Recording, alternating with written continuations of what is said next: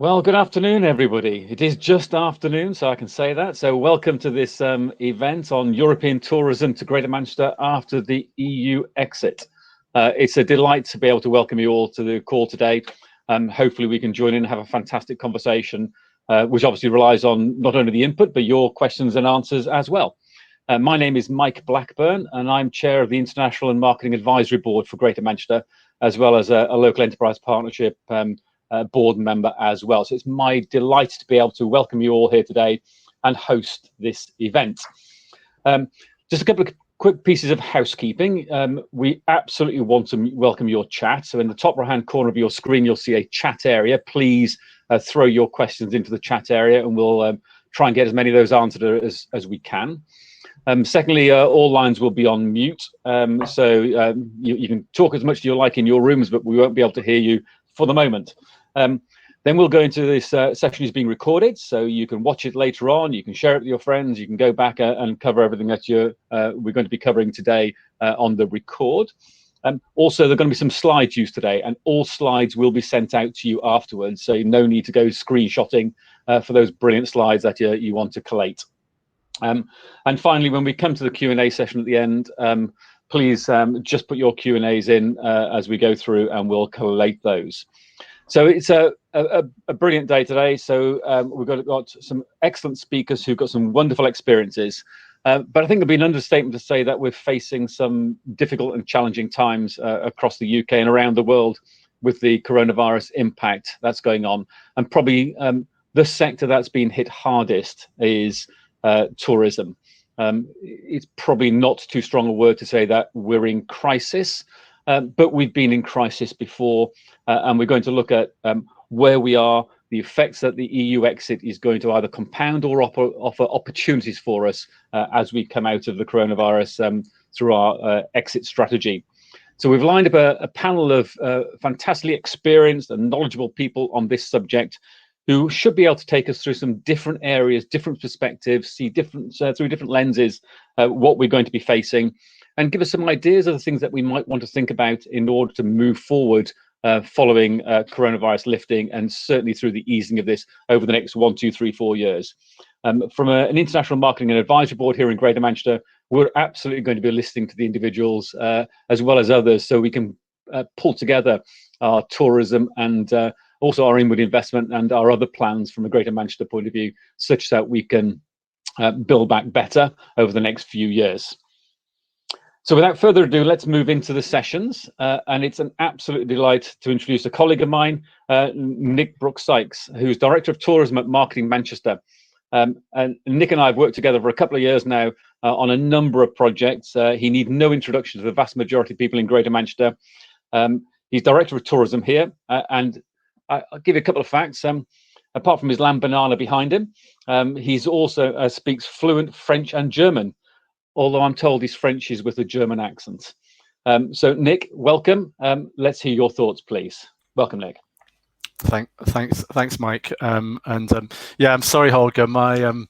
Sorry, French people. My French is with a German accent. That's because I spent more time in Germany than I did in France as a student. Good morning, everybody, and thanks for joining us. What I wanted to do really was to set the scene in terms of European tourism to Greater Manchester, and to give you some headlines about the things that are changing now that we have left the EU. A lot of these may have gone under the radar, really, because of the coronavirus issues that we've all been facing for the past 12 months. Brexit sort of snuck under the radar in lots of ways, but behind the scenes, a significant number of things have changed in us dealing with Europe. And from a visitor point of view, some of the ways that we are able to welcome visitors from Europe are going to change going forward, really. So today, what I wanted to do was give you some of those headlines. I'm not going to go into a lot of detail, because the government website has a lot of detail below that, and like all of these things, it's extremely complicated to go into lots of the detail in a short presentation. But I just wanted to alert you to some of the changes, so that the sorts of things that have shifted since the 1st of January are on your radar, because going forward, visitors from Europe will face some different things when they are either thinking of coming to Britain, or when they arrive in Britain, or when they're staying in Britain. So let me take you through some of these headline changes. But before I do that, let me just talk to you about the importance of tourism to Greater Manchester. 7 of our top 10 international markets to Greater Manchester are EU markets, and so from Ireland and Germany at the top through to Italy at the bottom, 6 out of 10 or 7 out of 10 of those markets are EU markets. So significance in terms of their impact. If we think that overall there are some 1.9 million international visits to Greater Manchester every year, then the importance of Europe should not be underestimated. And then if you look at the different segments of visitors to Greater Manchester from international markets, 3/4 of business tourism from international markets is from Europe.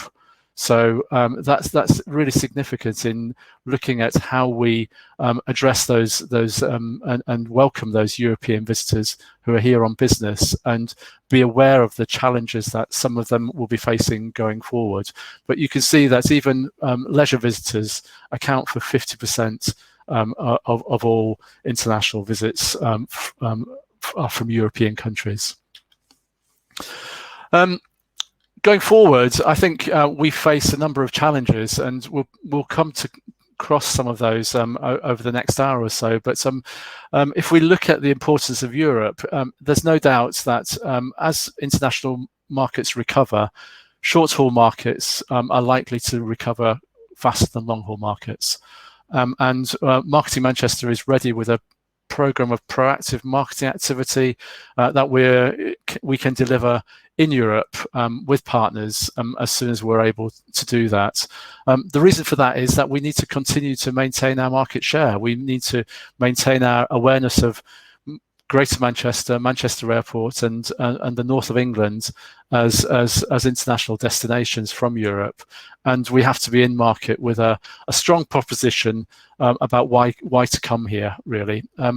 We have great success of working with airline partners, and so we are already having the wings a number of collaborative partnerships with airlines that are waiting to be activated when the time is right. And really what we need to do is we need to reassure our European visitors that they're still welcome, and that access to the UK is still straightforward. And I'm sure we'll hear more about that when Holger speaks later. So just a few things to put on your radar in terms of changes. Firstly, and the big one really is about passports and ID cards. Historically, EU visitors could use an ID card to come to Britain. Until the 31st of October, that won't change as long as, but after October of this year, EU visitors to the UK will need a passport with more than 6 months left on it to have entry into Europe. So that is a big change in terms of the ability to come to the UK from Europe, and something that I'm sure Holger will have a view on as we go forward. There will be some exceptions to that, but they're only for people who have settled status in the UK from EU countries. And in the medium term, you'll be aware that the government is looking at introducing an ESTA-style authorization scheme, which is hoped to be in place by 2025. So no immediate changes until October. ID cards still valid for the majority of this year.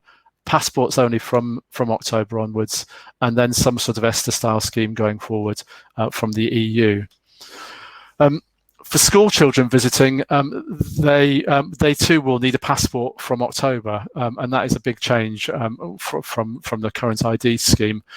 There's also a complication where if school children are residents in a EU country but have a nationality from, say, Turkey, then they will need a visa as well as a passport to come as part of a school trip. And again, that is a big change and likely to cause some concerns amongst organisers of school trips to the UK from EU, and something that we need to be aware of.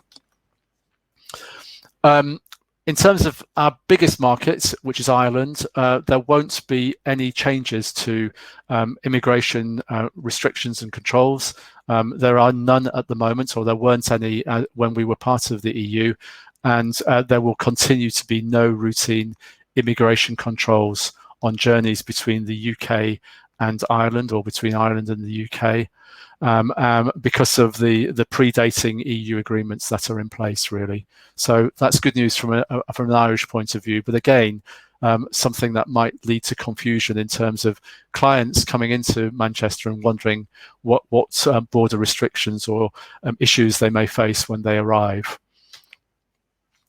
Healthcare for EU citizens visiting the UK are still under negotiation. At the moment, the EHIC scheme is in place and has been honoured on both sides, but there's still a discussion about the long-term healthcare reciprocal arrangements between the UK and EU visitors. And the government's advice currently is that EU visitors should take out travel insurance when coming to the UK, which historically might not have been the case because of those reciprocal arrangements. One further complication is that there may be different access to healthcare in different parts of the UK because of the devolution of healthcare responsibilities across the nations and regions in the UK. So that consistency of what's available to European visitors in different parts of the UK may change going forward.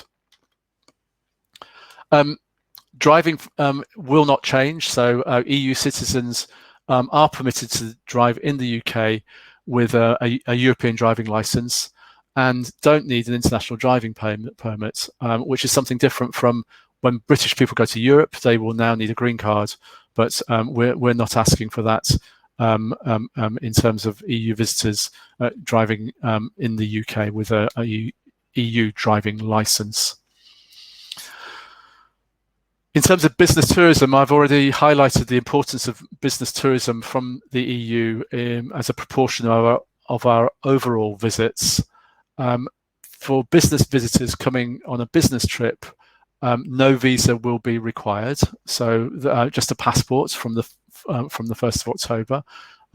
But if, for example, a speaker is coming from Europe to speak at a conference in Manchester and is being paid, then they will need a work permit, and there's a process to go through in order to get a work permit in order to deliver that conference speech at a Manchester conference if you're an EU passport holder coming to that conference. And equally, bringing goods to an exhibition, there may be some tariffs and import duties that may be waived. Again, there's additional paperwork that's now in place to guide people through that process, but sample goods are likely to be accepted in reasonable quantities for giveaways. But again, there's a caution there about checking the guidance about the need to or the ability to bring goods into the UK on business purposes, unlike previously where there was no need to check those guidelines. You may have heard that roaming charges have stopped, and so there will be different charges for different EU countries coming into the UK now, and that will be a big difference in terms of people using their mobile facilities. May have an impact on the way that people want access to internet rather than using their own mobile lines as when they're using their tablets or mobile phones in the UK. Bringing pets into the UK, there are no changes to that, although there will be approved routes, and pets documentation will be checked on entry, which again is a change from previously. So there will have to be defined entry ports into the UK for pets, and their documents will be checked. And another big issue is the abandonment of tax-free shopping. So tax-free shopping ended on the 1st of January this year.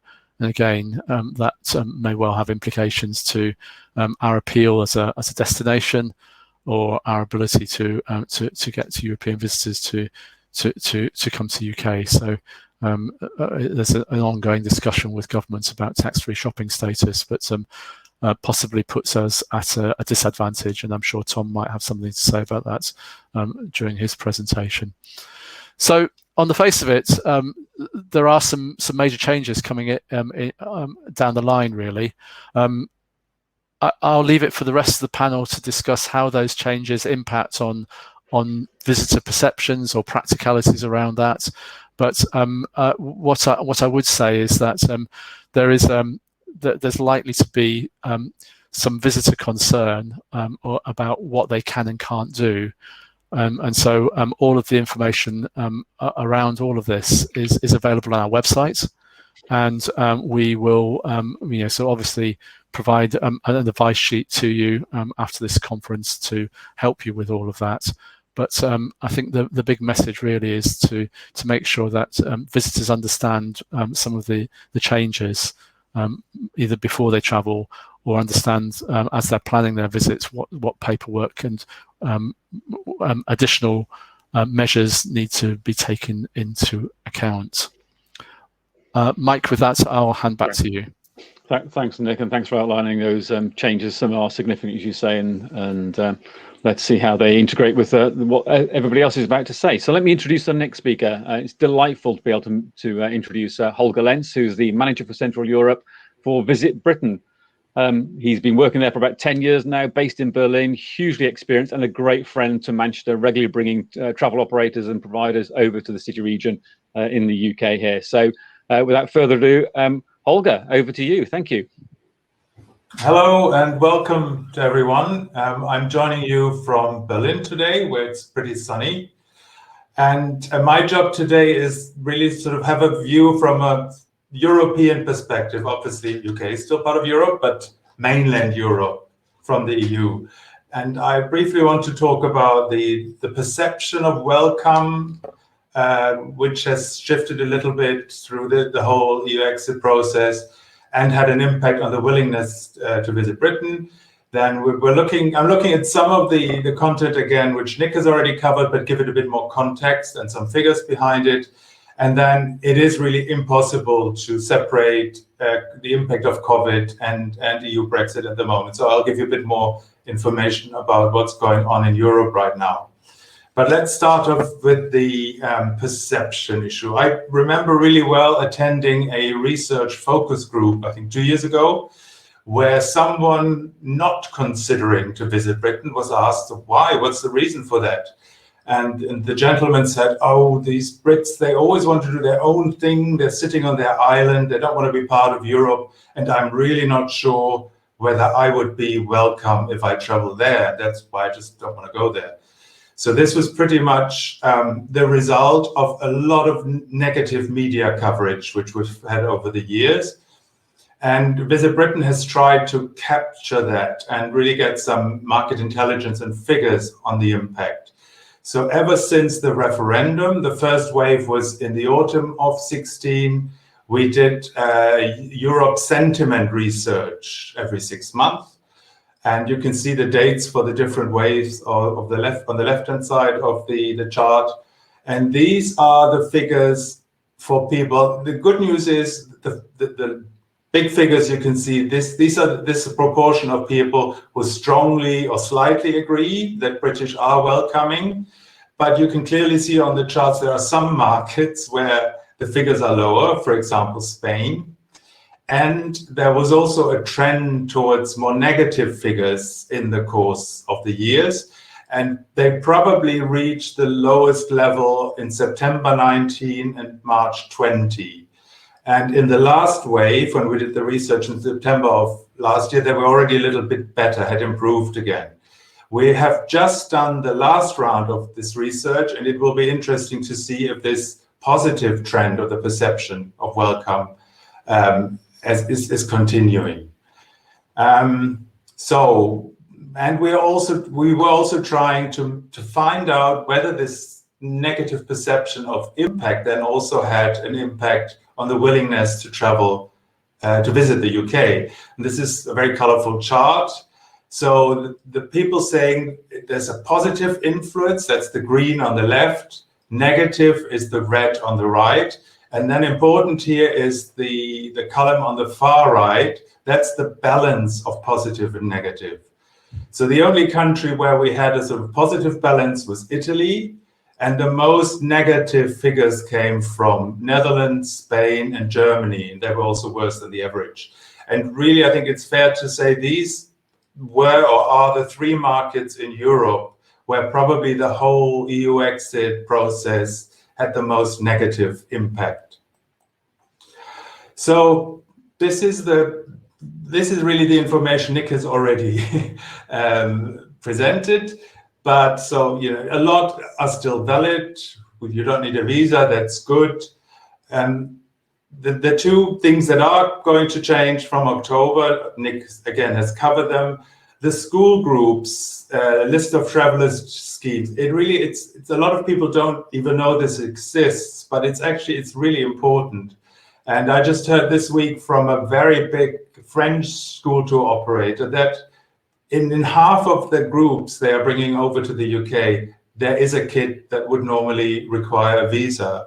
So and they really don't think, people would get a visa just for a short school trip. It's very costly, it's very complicated. So they're really worried that a lot of groups just will go elsewhere from October. And of course, until then, we are not going to see any school groups anyway, if we're realistic.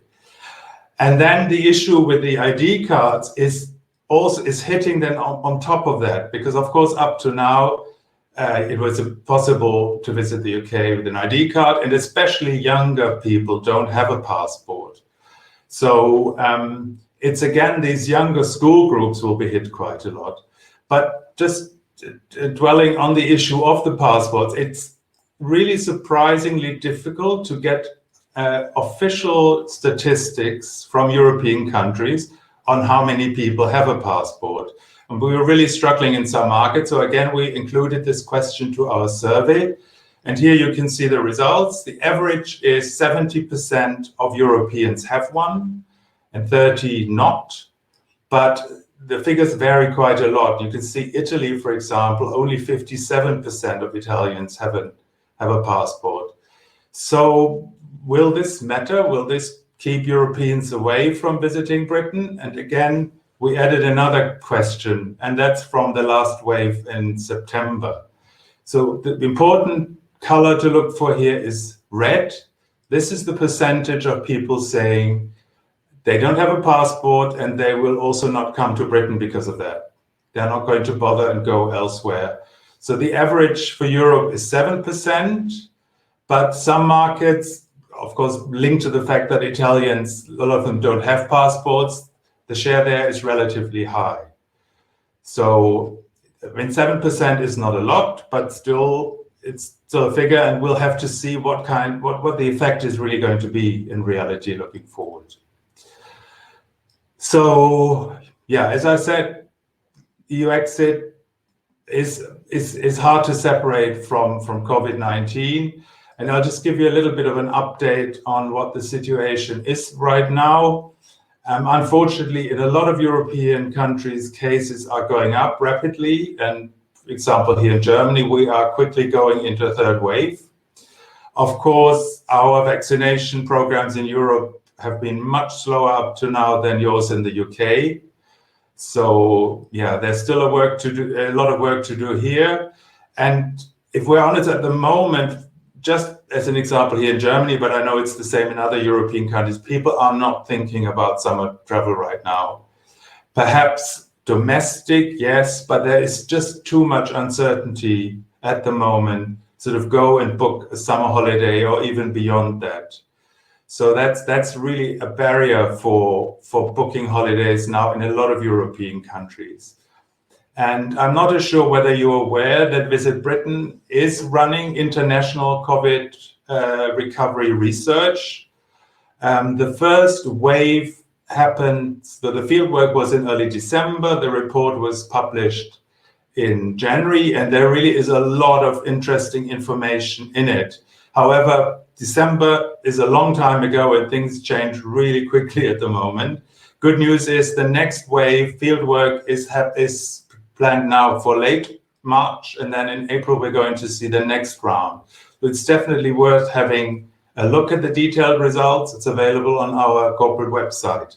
I've just picked out one slide from the last wave because I just thought it was really interesting to see. This is a question where people were asked where they would want to go for their next international holiday trip. So it's not specific for Britain, it's the next international trip.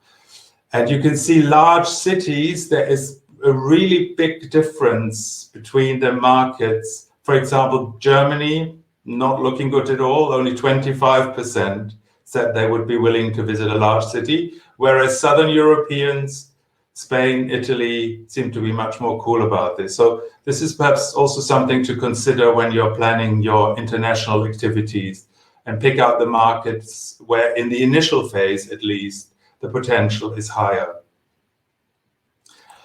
Our sort of strategy for activities in Europe, looking forward at the moment, of course, it's all focused on dream now, travel later, because travel is just not possible right now. Once we have more dates, and of course the April announcement is going to be crucially important here, when we're going to hear what the conditions for visiting Britain looking forward are going to be. Then we are going to change our messaging to start planning your trip. And then a lot of information will be necessary. So we'll use our channels. We have big social media communities in Europe, databases for newsletters, and of course our websites, and really get lots and lots of reassurance content across. And we're going to push the we're good to go mark in all our activities. And then later in the year, probably the last quarter of this calendar year, we're planning at this stage big joint commercial campaigns with commercial partners to drive immediate bookings over the winter months. And of course, if we're realistic, that's mainly going to be city and short breaks.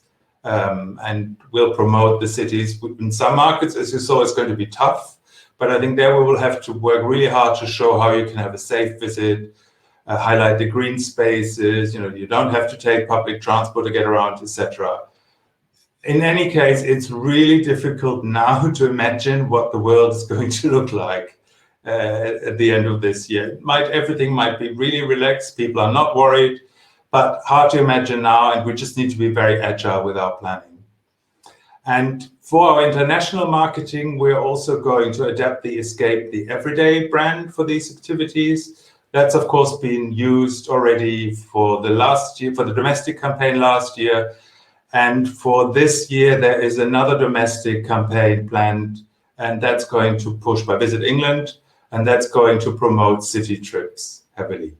I think that's all for me, and I'm of course available for questions later. Vielen Dank. Thank you very much.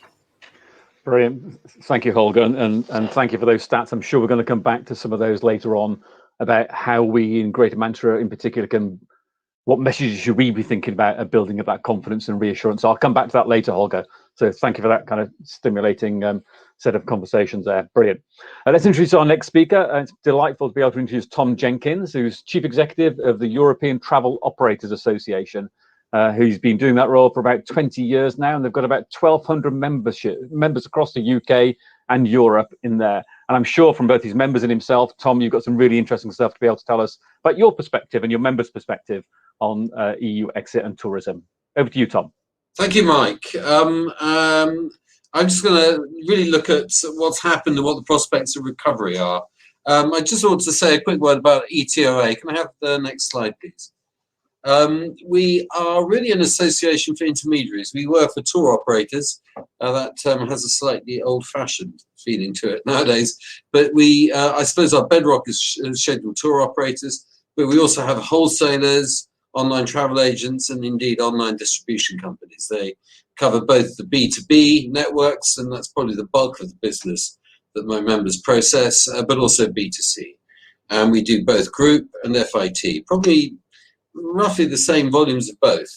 Those of you in the business, and you are all in the business, will know that group bookings may not be very sexy, but they are very profitable. Can I have the next slide, please?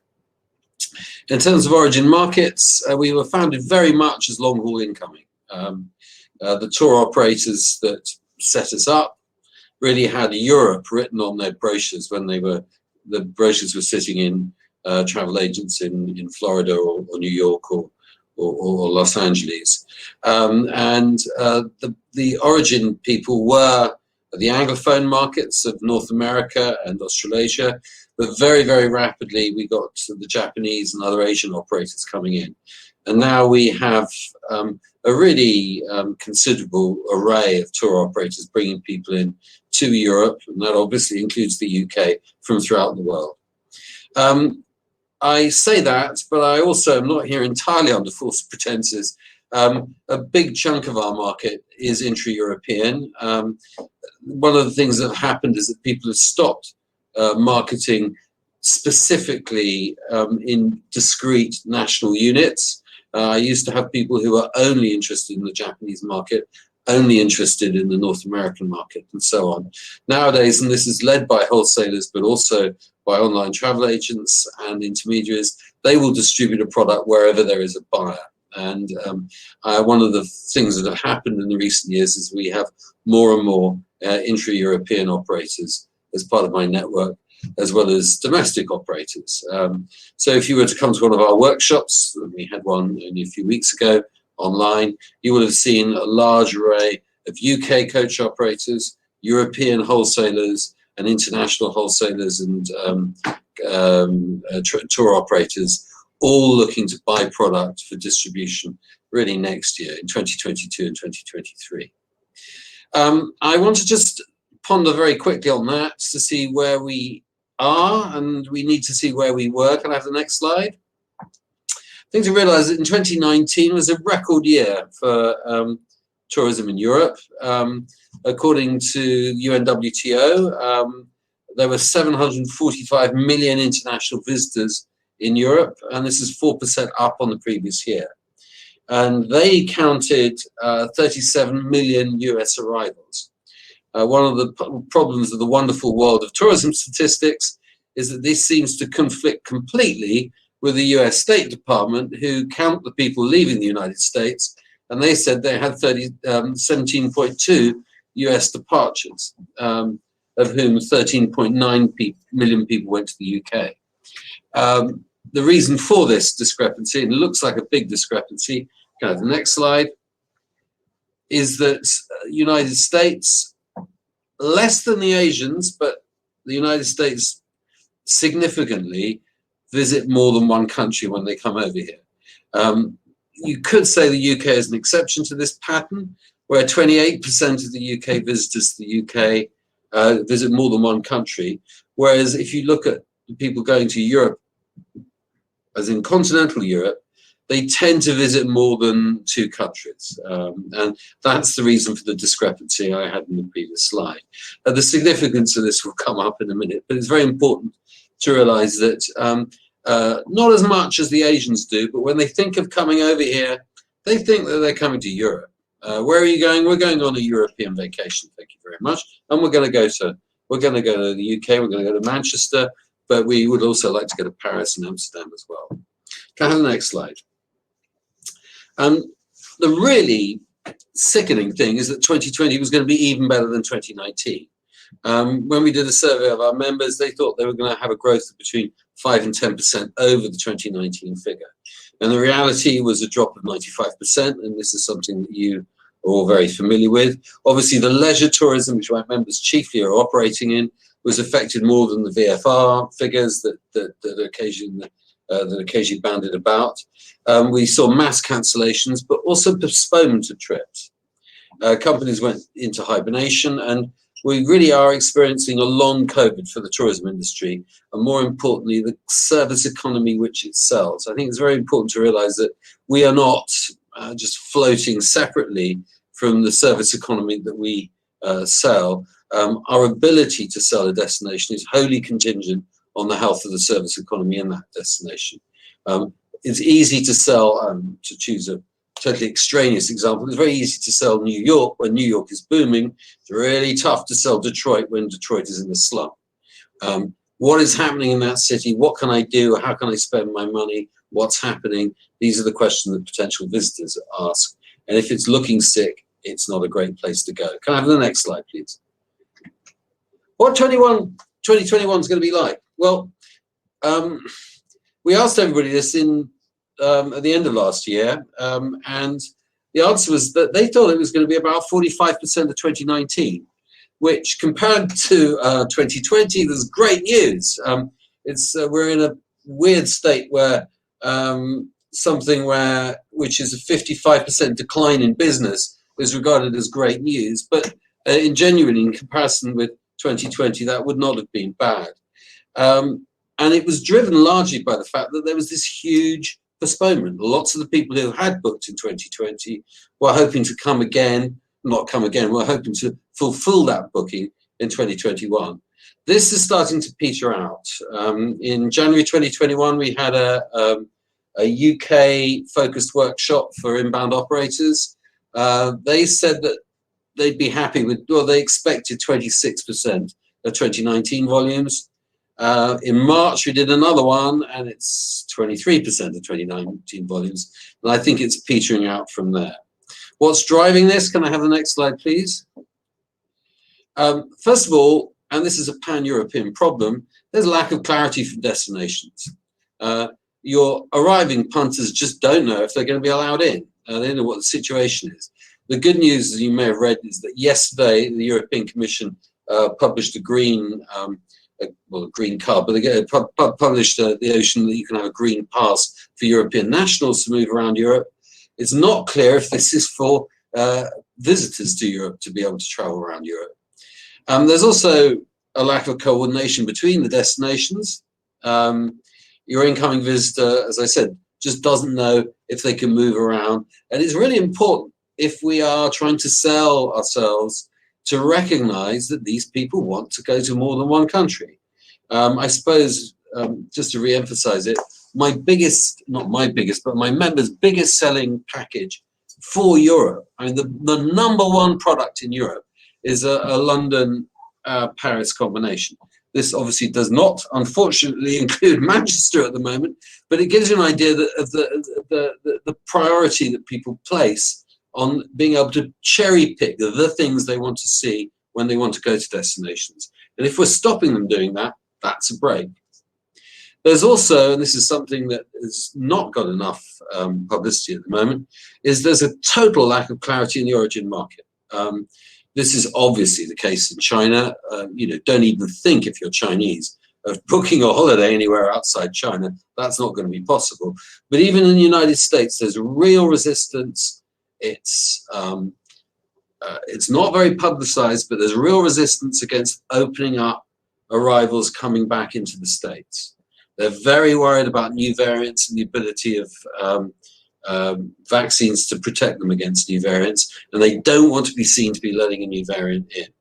And this, I hasten to add, also applies to the UK, the discussions which are taking place in the background. All this means is that the operators that we have are not just seeing not very many bookings coming in, they're having the traumatic experience of seeing cancellations roll through.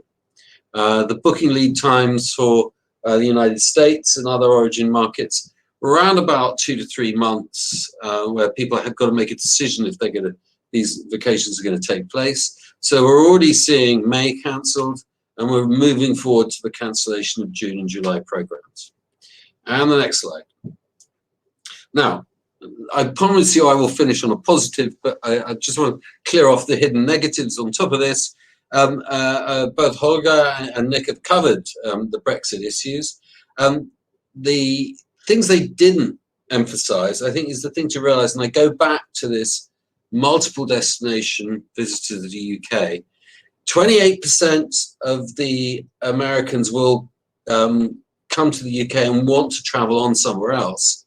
The problem is that anybody coming from the UK and going into the Europe who is not a EU citizen will be forced to join a line which says non-EU citizens.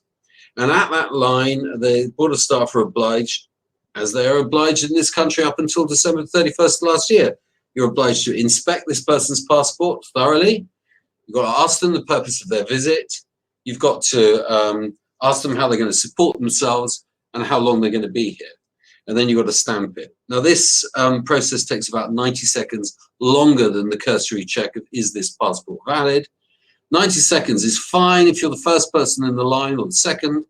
If you are part of a 280-seater aircraft with 200 Brits on board, you've got a long queue in front of you. And you've got a long queue in front of you at airports which are not geared to handling vast quantities of non-EU arrivals. So an American leaving the UK, going to Europe, is facing some really big logistical problems. VAT has been touched on. The other question that people have raised with me is they've let all their staff go. How are they going to staff up with no European staff to fill these places? The other negative is, of course, the damage caused by lockdown. All sorts of problems lie out there, and it's hidden by inactivity. Everybody's in hibernation at the moment. And I've written here, it's easy to be insolvent if you have no business to conduct. It's only when the dawn breaks and you start moving around and doing things that bills require payment and all kinds of things cash in. So I'm very, very worried about the state of the industry on every level, not so much my members, but throughout the industry, throughout the supply chain, in terms of deposits, refunds, and liabilities. Can I have the next slide, please? Thank you. Well, I think the thing to stress is that, and I'm surprised Holger didn't say this, I have to say, in an otherwise immaculate presentation, is that every market we've got research on, and everybody we hear from, says that the impulse for people to travel is enormous. The reaction to lockdown has been, I've got to get out of here, I've got to do something different. There's also massive scope for last minute offers.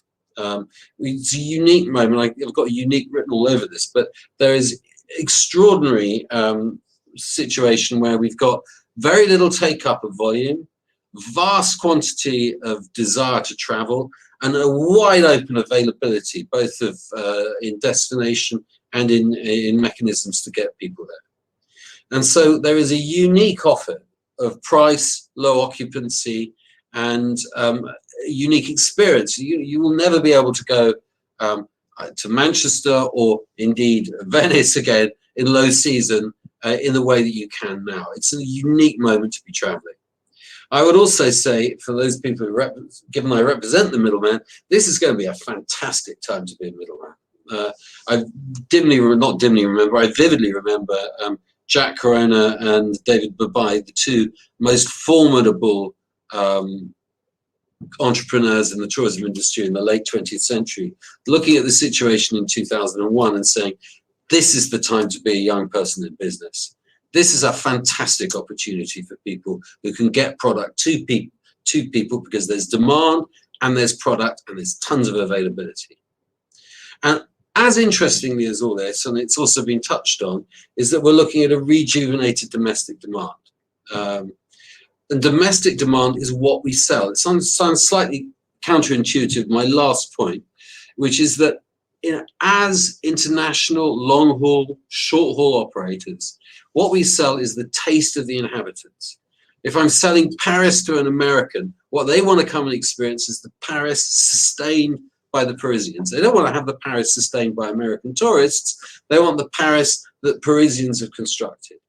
And if what we're getting in the UK is something where we've got local people who are in a position to police quality far more effectively than incoming visitors can. If you've got something doing that, then we can start fashioning something which is unique, cost effective, and attractive.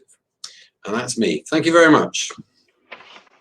That's great. Thank you very much indeed, Tom. Again, some great insights. And I'm glad you moved from the negative or realistic, if you like, into the positive with that kind of pent-up demand, last-minute offer stuff that we can look at. Let's move on to Mark Essex, who's from KPMG, Director of Skills, but his areas of expertise covers really Brexit, public policy and regulatory change strategy. So if you see Mark's cat wandering around as well, be prepared. He's wandering around somewhere around his house, might interrupt his keyboard skills, apparently. Over to you, Mark.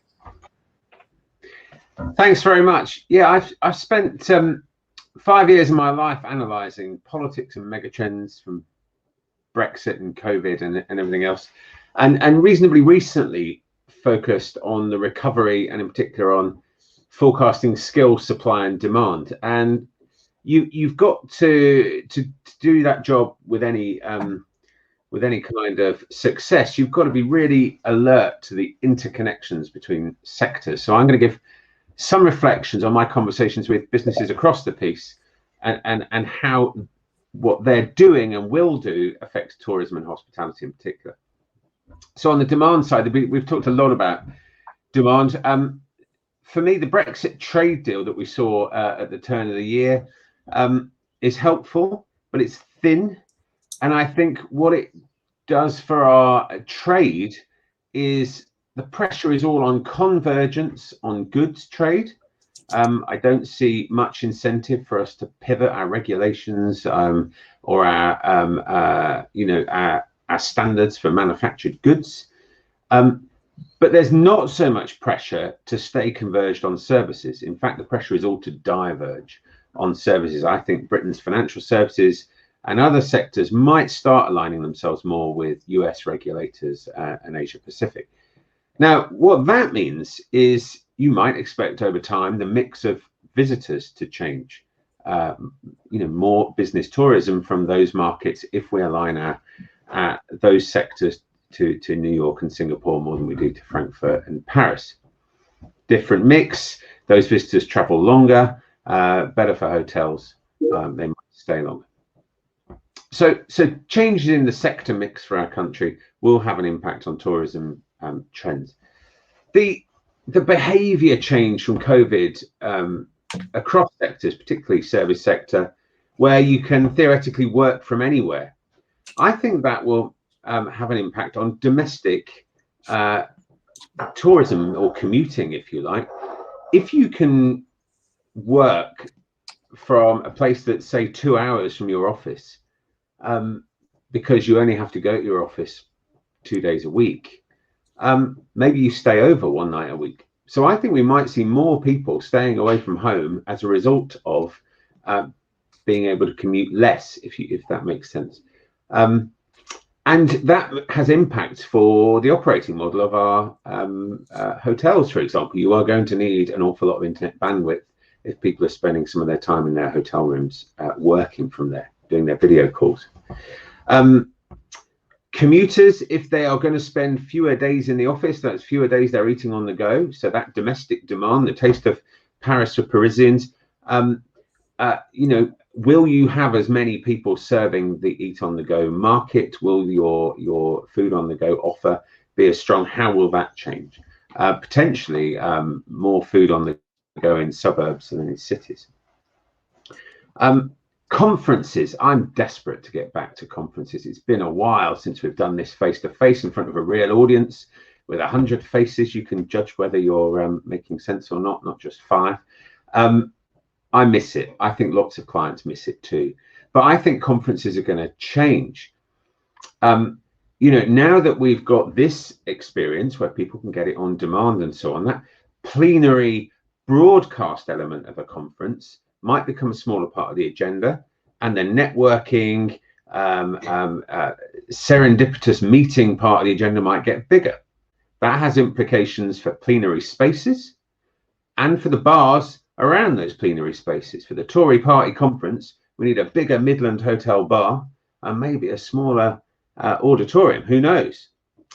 But I think there is massive pent-up demand for that. 2022 for conferences, I think it's going to be hard to get a slot. Tom talked a little bit about some of the operating model challenges, supply chains and so on. I think we're going to see there is some disruption to supply chains, but not as much as there would have been if we'd been booming. People stocked up in advance. The trouble at the ports and getting food in was not as high because, one, there's not as many restaurants buying all that food, and two, people stockpiled in advance. So because there was no disruption at the ports, it's not a reliable predictor of future trade. I think we're going to see a permanent amount of additional friction and probably a permanent price increase, but a one-off to reflect the extra cost to bring in a consignment of goods from Europe. But manageable, and it hasn't been as bad as lots predicted. A tight labour market, that was really a challenge in 2019. And people were worried about whether you'd be able to get the staff, particularly with European staff becoming less available or feeling less welcome in the UK. A tight labour market isn't the problem it was, particularly given retail will be losing staff on a net basis. But I think that is temporary. That will come back. Our labour market will reabsorb. And I think if you've got advantages from using technology, order via the app, check in remotely, I wouldn't give those up. Keep that, because your labour market will tighten in the medium term. And I suppose a point I'd make about the attractiveness of a career in hospitality is lots of people talk about levelling up and moving people into higher paid jobs. This is a sector that has quite a lot of people in lower paid, lower skilled jobs. Again, as that market tightens, I think we're going to have to work quite hard to continue to attract talent.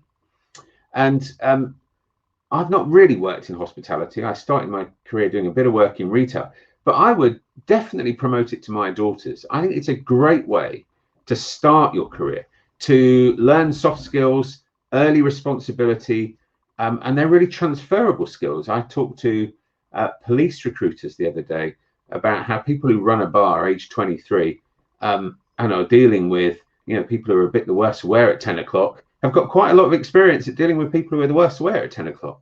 And that's quite good for a career in police or in any lots of other unexpected fields. So selling a career in the tourism industry, I think we might have to work on it, but there's lots of advantages to that.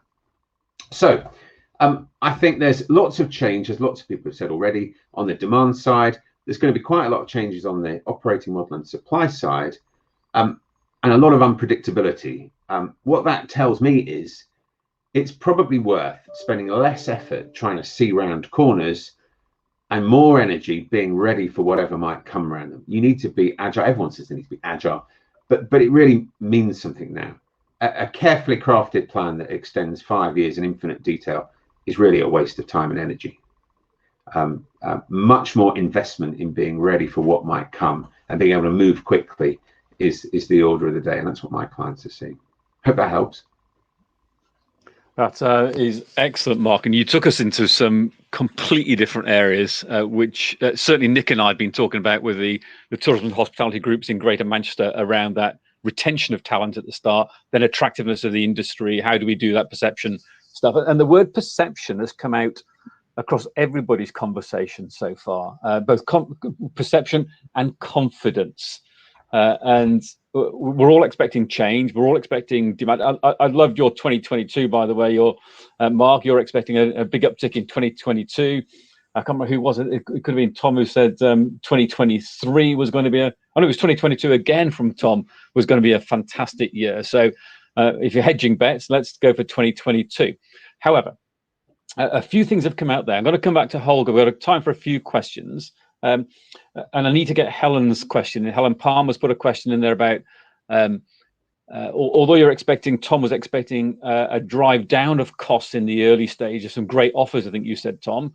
Helen's also seeing, as an observer, accommodation costs going up at the moment as demand starts potentially picking up, rising costs for those. So let me go to Holger first and then to Tom. And the question I want to ask you is, from your perception over in mainland Europe, Holger, and what you're seeing, you've talked about building confidence and changing perception. If you were advising us, what one thing would you say that we need to do to really enhance our perception and change that, or build that confidence and change that perception in those areas where we need to change those countries? You mean in regards to COVID or post-Brexit? Post-Brexit. Well, you can't disassociate the two of them to some degree, but definitely post-Brexit. Yeah, I mean, it's just reassurance that, people are welcome in the UK. And really, for marketing activities, really use these human elements as well, human experiences.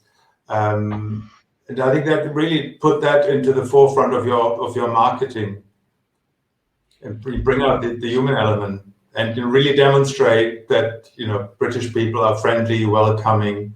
Yes, you might have left the EU, but we're still part of Europe, and we really want you Europeans to come. So let me throw that straight to Nick, because I know Nick's very strong on that, Holger, in terms of storytelling, as he talked about, of telling the human side of the story. Nick, are you going to pick that one up? Yeah, and certainly something that in our comms, sort of we're very keen to make sure that, sort of, I think we're at an advantage in Manchester, across Greater Manchester, really, in terms of us being a friendly place. And I think, we do pick that out in our narrative and the way that we position the city as a place where you'll meet friends very quickly, make friends very quickly. So something that we're definitely picking up in our marketing messages and the stories that we're sending out about Manchester. And just pick up the other point about Nick, that Holger and Tom both mentioned, was about collaboration and coordination of efforts as well. Do you want to give us a kind of 30 seconds on what you're doing around that collaboration, because that's part of your experiences, I think?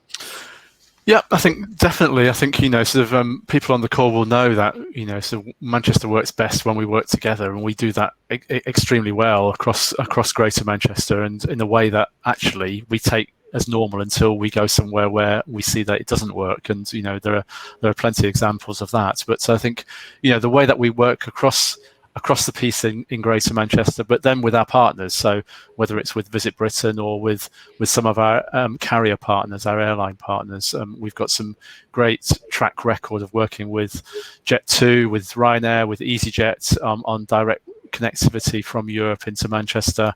Some great collaborative campaigns in the past that sort of are on hold at the moment, but we anticipate to reignite going forward. And I think that point-to-point connectivity is something that we'll be sort of focusing our marketing efforts on, identifying where the best prospects are in terms of connectivity and warmest sort of anticipation of a good reception in those markets. I think will be the focus of some of our early work once we're able to be back in market. Thanks, Nick. So let's move to Tom. Tom, you talked quite a bit about the impact that it's been having over the last couple of years, based from 2019 and onwards. Can we directly address that question that Helen's asked about people grabbing the attention at the moment and wrapping up their prices by 20, 30, 40, 50%? I think the big price hikes, if I understand this question, are really going to be in the resorts areas of the UK where they think they're going to be benefiting from a staycation boom in demand. And one of the ironies of staycation is that all it does is pump demand into areas which are already full. Thank you very much, because it's high season in the UK, and it fails to spread demand elsewhere. I think that's localized, and it's a very minor phenomenon. The big challenge for the UK, the big challenge for Manchester and all the main cultural cities, is to see how you can get people to start taking city vacations in summer, and this will be an interesting task. But it's there, and that's the opportunity. I think what Helen's referring to unquestionably is happening, but it's happening in the resorts around the coast cheaply. And again, just picking that up, Nick's been doing that over the last couple of years, picking up that staycation piece about staying in a city and then going to rural environments. At the same time, the collaboration that we've been doing between Greater Manchester and Cumbria and Lancashire, for example, into the Lake District, as having a two-stop staycation or three-stop staycation. I think Nick, we're going to. Sorry, you could promote Manchester as a coastal resort. The ship canal to its own again. But with direct connection to the sea, of course, we can do anything in Greater Manchester. So, Mark, let me come to yourself, because you raised a very different question, which I'd like 30 seconds on, which I think we would agree with, and that's about how do we make the hospitality industry much more attractive to retention of talent and probably student talent to fill some of those short-term vacancies. Any advice and guidance from yourself on that area? Yeah, I think I touched on the transferability of soft skills, which has a bad name. I prefer to call them meta skills. But really think about what you're offering people who take a career or start their career in hospitality. They're learning about customer services, handling problems, solving problems, dealing with rules and regulation, health and safety. There's quite a lot of transferable skills there, particularly judgment. And if you look at any survey of top 10 skills of business, lots of those feature on employers' lists who have nothing to do with tourism or hospitality. So focus on what you're giving people: early responsibility, management, judgment, and I think you'll be able to make a good case. That is very sage advice. Gentlemen, looking at the clock, it's 1300 UK time. So I think we're going to have to start wrapping up now. Does anybody have a final comment they want to make before I just wrap up? Just wave your hand if you do. Excellent. Thank you for that. So let me say to all four of you, thank you very much for coming with us on this journey over this last hour, for some real clarity of insights into what's going on in the tourism market and some ideas and thoughts and provocations of how we move out of it to get a much more upbeat next 12, 18 months, 2 years for the tourism and hospitality industry, not just here in the UK, in Manchester, but in the UK and Europe as well. So thank you for doing that. Thank you all for joining us as well on the call. In the top right-hand corner of your screen, you'll see a polls button next to the chat function. If you click on the polls, we'd really like you just a very short poll about today's event and some further events as well. So please do go into that poll. It really helps us. Thank you very much indeed. You'll also all be getting an email with the slide presentations on there as well, and some more information about what we've been talking about here today. There's also then a chance to have a replay button as well to catch up on some of the things that have been said in the conversation. So without further ado, thank you all very much indeed today. I'm going to let Holger go back to the sun in Berlin now while we enjoy the rain here in Greater Manchester. Holger, team, thank you very much indeed for joining us. Everybody else, have a great day and thank you for joining. Bye-bye now. Bye. Thank you. Bye-bye.